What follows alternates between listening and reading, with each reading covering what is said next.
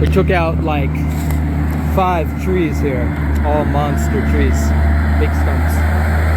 100 foot. 1, 2, 3, 4, 5. Yeah, they were like 100-foot cottonwood trees. Here's one of the stumps.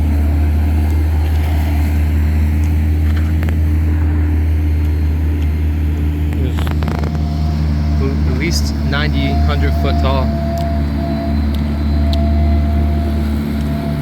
Now we're chipping up the wood up to 20 inch, and then we're loading the wood that's bigger.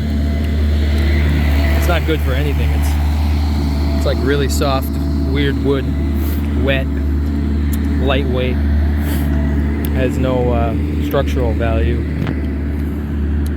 Maybe for mulch.